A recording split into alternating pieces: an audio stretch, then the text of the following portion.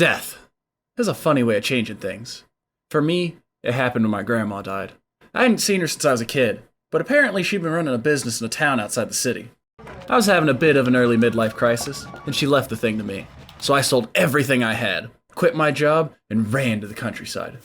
You can imagine my horror, though, when her business turned out to just be an empty lot. Even worse, a crazy old man was standing in the middle of it. I was about to turn and leave when he saw me. Are you supposed to be here? In a panic, I started out a terrified response. Who are you? You're either a thief or a friend. It's gotten me in trouble before, but I'll go with option 2. You must be Nan's tyke then. I'm Boner. Wait, did you just say Boner? Yeah. Like, actually Boner? Yeah. Is that the problem? No, just checking. Alright then. I'm Boner. I was a good friend of your Gran's. Now, tell me, what's your name? I kind of felt like starting a new life, completely unbound from the one I led before. Luckily, I happened to be a changeling, so I quickly morphed into the man you see right here. Now, you may be wondering if this is a bit of a self-insert. Let me tell you, it is... Don't make fun of me. You even got your Gran's eyes. So, Nan say why she wanted you here. Oh, yeah, she wanted me to run her cat cafe. Do you know where it is, by the way? I knew it, Boner said, ignoring my question. First, you need to pick a good name for it. Felix's Felines, I guess? But I still need to know where it is. Felix's Felines. What a clever cat-based pun. But it's not really a pun. Oh, look! It's some of the stray cats that roam Catawall. This is a perfect time to adopt a cat, Felix. Okay. At this point, I was starting to feel pretty overwhelmed. The cats seemed friendly, though, and the orange one seemed pretty chill. I figured he might help me calm down. Like all good cat owners, I gave him the most dignified of names. Skrunkle. He seems to trust you. You got real feline charms, eh? Now that I had Skrunkle by my side, I still had one glaring issue to address. Boner, where is my cafe? Ah, that. As you can see, the cafe was a teeny bit destroyed by a storm. A bit? This field is empty. Hey, at least I saved some furniture for you. Boner handed over a pile of furniture that looked as if it just finished its second tour in the trenches. You can buy more at Gross Decorations in town. Alright, I'll check in on you later. Good luck turning this field into a cozy little cafe. Wait, you can't just... And he's already gone. What in the hell was I supposed to do? How was I supposed to run a business when there was no business? I sold everything for this. I left my whole life behind. I was ruined. It was at that point I realized something. In the pile of sopping furniture, Boner had left a stack of boards. Quickly, I threw together a small building. How I did it in under a day is unimportant. Let's just say I was a construction worker or something before. Anyways, reality-bending construction speeds aside, the chairs and tables he gave me really were pretty crappy. And I didn't really have a kitchen, or the money to buy a kitchen, but I didn't have time to think about that, because someone actually came into the cafe. He reeked to high hell, and honestly looked to be homeless, but he sat down. Excuse me, sir, we aren't really open yet. I'll take a water. Sure? Dumbfounded, I walked over to the sink and poured him a glass of water. I mean, it's the only thing I could really serve, and it's not like I could open today anyways, so I guess giving a homeless guy some rest is fine. After he drank his water and played with Skrunkle for a bit, the man stood up and dropped a handful of loose fabrics on the table before leaving. I guess that was him paying? I didn't really have time to think about it, because as he walked out, a woman with long red hair walked into the cafe. I'm sorry, ma'am. Can I help you? Hello. Oh dear, I've been so excited to meet you, Felix. I started to feel a little uncomfortable. I don't mean to be rude, but am I supposed to know you? Oh, no. I'm Carla Lala. Please, call me Carla. Or Lala. Or both. Her cheery demeanor was a little off-putting considering the musty dump she was sitting in. I run the pet emporium in town. We carry stuff like cat food and litter boxes. I hope you can pay us a visit sometime. Being the magnificent social butterfly that I am, I blurted out the first response that came to mind. that's a cool hat. Oh dear, I recommend not commenting on a witch's hat. It's a bit embarrassing. She looked more than a bit uncomfortable. Wait, did she just say witch? Quite a few witches live in Catawal. Please, no hat talk when they come to visit, alright? Wait, hold on. Did you say witches? Yes. Like, actual witches? Yes? Witches exist. Like, actually exist. Yes, did you not know that? No! Oh, well, they do. And us witches tend to pay in scrumptious nectar. Many merchants in the food market enjoy it so much they'll only accept nectar as payment. If you wish to buy new foods and drinks, I recommend advertising to witches. Wait, did you get all the merchants hooked on nectar? Oh, I look forward to visiting Felix's felines more often. I hope we could talk more then. Yeah, sure. I was so distracted by the terrifying implications of our conversation that I didn't even realize Carla ordered a pretzel, and I served her a glass of water instead. That being said, did she not see that all I had was a sink? Like, where was I supposedly storing the dough? Where was I supposed to cook it? Either way, a couple of other homeless people came in and ordered water. All of them paid with fabric, so I think that one guy left them his payment earlier. Having earned a grand total of $0, I decided to close up shop around 7 that night. As I opened the door to leave, though, I heard the sound of another cat as a dark blur darted past me. The cat stopped just inside the cafe and stared at me. I couldn't help but feel a tad bit uneasy as its glowing eyes bore into me. Hello. I felt myself jump. In a panic, I started out the first thing that came to mind. Hi? Not surprised, little one. I mean, a little. You resemble your grandmother. I'm surprised to see the cafe open for business. I assume this is your doing.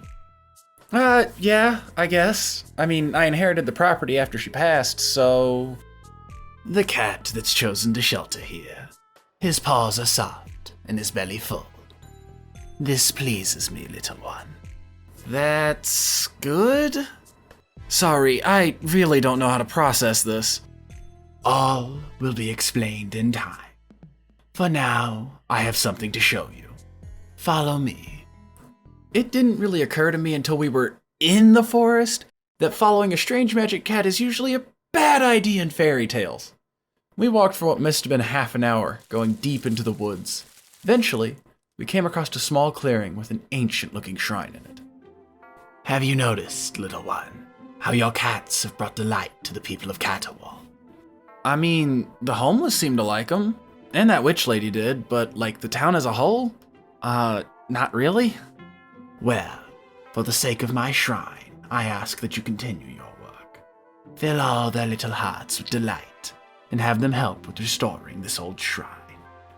Okay, well, I plan to keep the cafe open, but what exactly is this shrine? I will tell you in time, little one. For now, you just must know that it is a powerful thing for caretakers such as yourself. It will provide benefits as it's restored. Wait, how exactly am I supposed to restore a shrine? I don't know how to organize that kind of work. It is simple. Just set a project for the people, and once they've gained enough delight, they'll finish it. That sounds a bit arbitrary and a bit like a game mechanic. Would you rather do it yourself? Not really. Would you rather set up work days yourself? Oh, God, no. Then this should work just fine for you. Why don't you try starting a project now, little one? I will meet you again once your work has started. Wait, but what even are you? And he's gone. Damn. Why won't anyone stick around for questions? Guess that means I gotta figure this stuff out on my own. As I approached the shrine, though, I noticed that a variety of community requests for the cafe for some reason. One of them was full of suggestions for different foods. Well, I guess filling up my menu would be a good place to start. I mean, can't really call the store a cafe yet since all we serve is water. And with that, I started the first food project. Once I got back to the cafe, I decided it was time to check out the town. To my surprise, when I entered the food store, I saw Boner standing behind the counter. And Carla wasn't lying when she said he'd only accept nectar for payment. I went ahead and bought the recipes for pretzels, coffee, and tea. 3 items that I apparently didn't know how to make? God, I was bad at adulting. Anyways, with that depressing realization out of the way, it was time for me to head home for the day. Wait, did I ever actually buy a home? Yeah, I slept on the floorboards.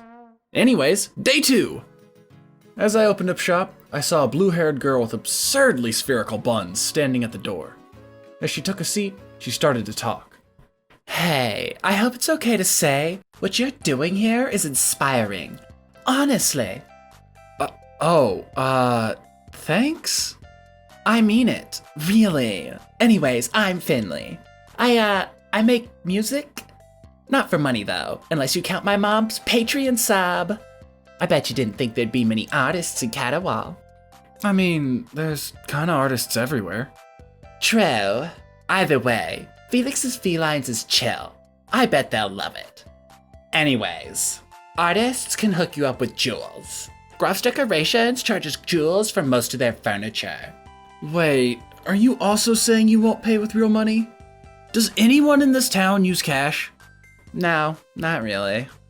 Also, why does the furniture store take jewels? What possible use could the owner have for them? I don't know. I think he just likes shiny things. Okay, well, how does he pay taxes? I don't know. Oh my god, this isn't going anywhere. Hey, all I know is that if you're looking to furnish your cafe, advertise to artists, okay? Yeah, I get it. I really enjoy working on my stuff in here. Hope I can get to know you better, she said before opening her laptop. Yeah, likewise. She wasn't lying, though. After she drank her coffee, she left a handful of jewels on the table and peaced out. She also casually pointed out that yesterday morning this field was empty, and looking back, that was the only time anyone mentioned my incomprehensible build speeds. The rest of the day went off without a hitch, as homeless people, witches, and artists came and went, playing with Skrunkle and paying with anything except for legal US tender. I'm never gonna make actual money again, I thought to myself as I closed up shop. That night, I went back into town and bought the big sink, along with a variety of random chairs, which, by the way, it turns out the fabric from the homeless people is what it takes to buy them. I replaced the crappy old chairs while trying to convince myself that it was fine that none of the new chairs matched. And, after another night on the hardwood floor, I was finally starting to get into a routine. The next morning, I was greeted by a familiar face as I opened the cafe. Hello, Felix. Figured I'd come check in, see how you doing. How you been? Well, in all honesty, it's been a bit rough. I didn't really expect to be starting from the bottom. Oh, don't worry. You'll outdo your old lady at this rate. I'm sure she's proud of you. You know, I've been talking to me fisher folk friends. Say they're keen on visiting. They're a bit like myself. Straightforward folk who sometimes pay in fish. Boner, listen to me. If anyone brings a fish into my store, I'm kicking them out. Including you. Oh, come on, don't give me that. It's a town tradition. Yeah, and I'm starting to think this whole town's working on a barter system. Is that a problem? Yes! What benefit could it possibly have that outweighs the inability to pay for anything outside of town? We don't use money, so we don't pay taxes. Touché. Besides, Carla Lawless sells the best cat wares for fish alone. If you want to treat your cats or buy lures to attract strays, you need to sell to fisher folk. I'll keep that in mind. As I turned to make his order, I heard Boner call out behind me. Remember, teach a man to befriend a fisherman, and they'll have fish for a lifetime. The horrible smell of fish filled my cafe as Boner tossed some on the table and left. The day continued normally, until I noticed a group of stray cats had gathered around some scraps I'd thrown out the night before. One of them even let me touch it. I named him Frunkle, because I'm still amazing at naming cats, and brought him inside. That night, I learned how to make herbal tea, and bought a better table than the crappy one Boner had left me. The next day was slow. No weird and kooky visitors came that stuck out from the crowd, and everyone kind of kept to themselves. That being said, I did finish the first project, and started working towards unlocking better drinks. The calmness didn't last that long, though, as the next evening, a few hours before closing, a man with slick back hair and a button-up sauntered into the store. A mysterious stranger wanders into Catawal, collecting stray cats under one roof. Driven by what? Witchery? Madness? Business acumen? Driven by my grandma, I guess. Oh, aren't we all? The man whips out his phone. Siri, note that in the cool stuff I've said, don't quite understand list. Thanks, babe. Oh god, he's one of those people, I thought to myself. Name's Mateo. You must be a business person. You know, I'm somewhat of a business person myself.